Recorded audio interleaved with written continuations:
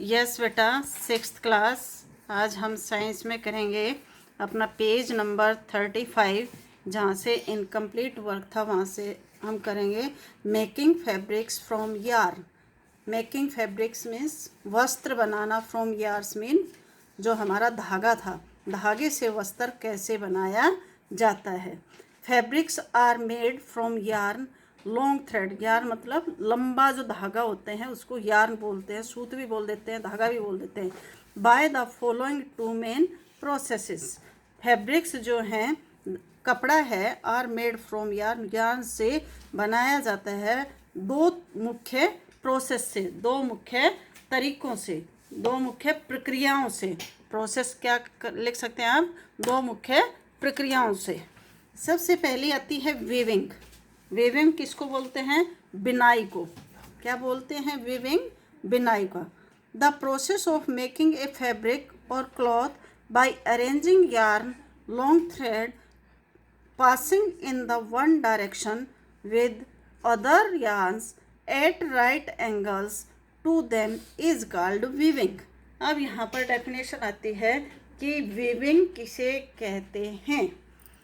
The process of making a fabric, ऐसी process या ऐसी प्रक्रिया ऑफ मेकिंग ए फैब्रिक, एक कपड़ा बनाने की, बाय अरेंजिंग यार्न, अरेंज करते हुए, प्रबंध में लगाते हुए या ठीक तरीके से लगाते हुए धागों को, पासिंग इन वन डायरेक्शन, एक डायरेक्शन में, with other yarn at right angles to them, जिन्हें अन्य धागों के साथ राइट एंगल्स क्या होते हैं? समकोण पर गुजारा जाता है। समकोण पर जब गुजारा जाता है तो उसको हम क्या कहते हैं?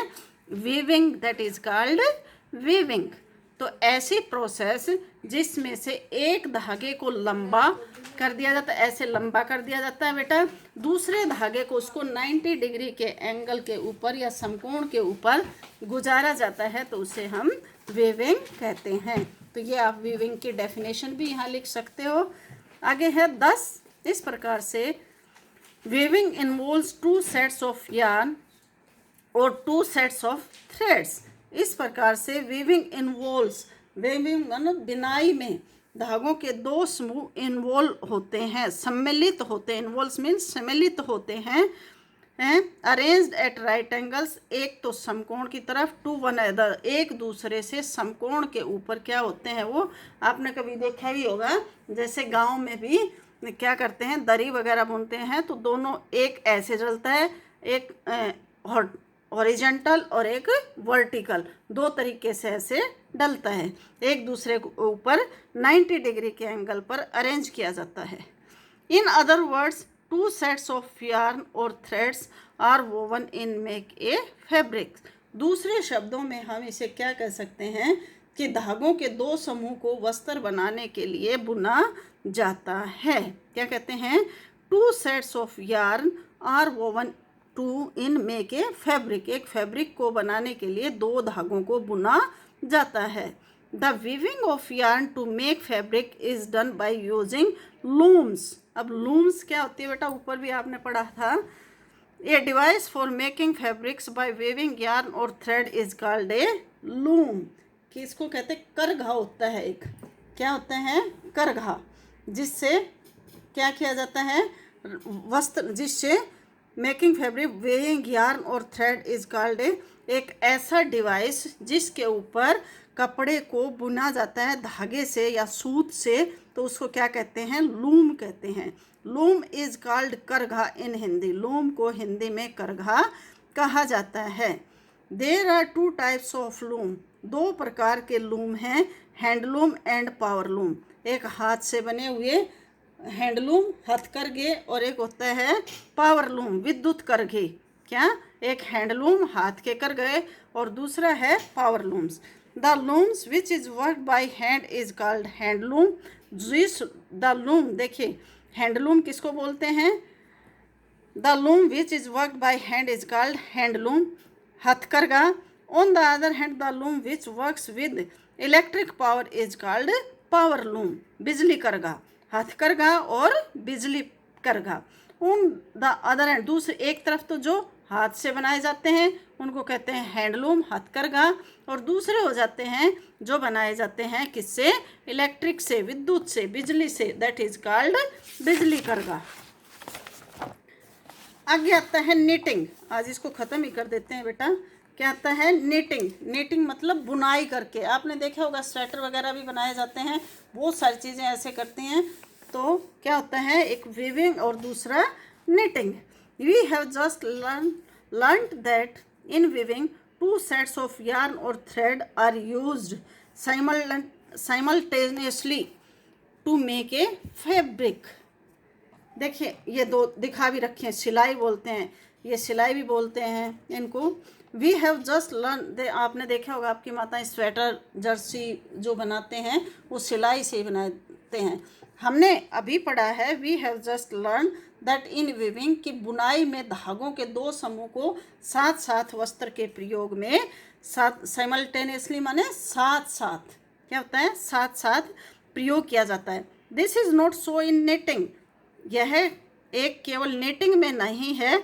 इन knitting a single yarn for single thread is use to make a fabric. क्या कह रहा है कि बुनाई में ही ऐसा नहीं होता, बुनाई में एकल धागे का प्रयोग वस्त्र को बनाने के लिए भी किया जाता है। सिंगल मतलब एकल धागे का प्रयोग किया जाता है। The process of making a fabric by interlocking looms of single yarn with knitting needles और मशीन्स इज कॉल्ड नेटिंग। अब डेफिनेशन आती है कि नेटिंग क्या होती है। यहाँ से देखेंगे, the process of making a fabric by interlocking looms. Interlocking looms माने एक दूसरे के अंदर उसको लॉक लगा करके, single yarn with knitting needle, सुई से या मशीन से, इज कॉल्ड नेटिंग। वो सुई से भी हो सकता है, मशीन से भी हो सकता है। Netting is done by hand. Netting किससे किया जाता है, बुनाई हाथ से की जाती है।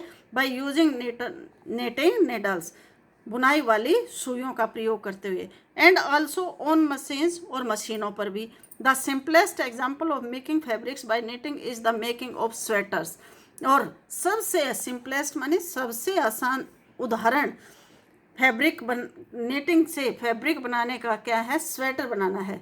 A sweater is made by the process of knit by using a single woollen yarn. एक सिंगल वुलन यार्न से क्या की जाती है, स्वेटर बनाई जाती है। With the help of knitting needles. Knitting needle क्या होते हैं, बुनने वाली सुइयाँ। इन आवर होम्स और ऑन मशीन्स इन फैक्ट्री। हमारे घर में तो किससे बनाई जाती हैं, नेटिंग नीडल से, और फैक्ट्रियों में किससे बनाई जाती हैं, मशीन से। तो स्वेटर भी हमारे दो तरह के होते हैं, एक घर में बुनने वाले और एक बाज़ार में फैक्ट्रियों वाले मिलने वाले। तो ये लेसन बेटा हमारा कंप्लीट है। अच्छी बात तो ये है कि सभी बच्चे एक बार इस लेसन को फिर से पढ़ें बढ़िया तरीके से, क्योंकि लेसन बहुत लेंदी था। और सारी वीडियोस यूट्यूब पर हैं, जो भी आपको क्लिक है आपका उस पर करेंगे तो आपकी सारी वीडियोस आ जाएंगी। पूरे लेसन की वीडियो एक बार पूरी देख करके फिर भी पढ़ सकते हैं, या एक एक करके अपनी बुक में से भी कर सकते हैं। सारे डिफ़िकल्ट वर्ड देखें, उसके बाद हम इसकी एक्सरसाइज करेंगे। ओके बेटा, बाय, गुड मॉर्निंग।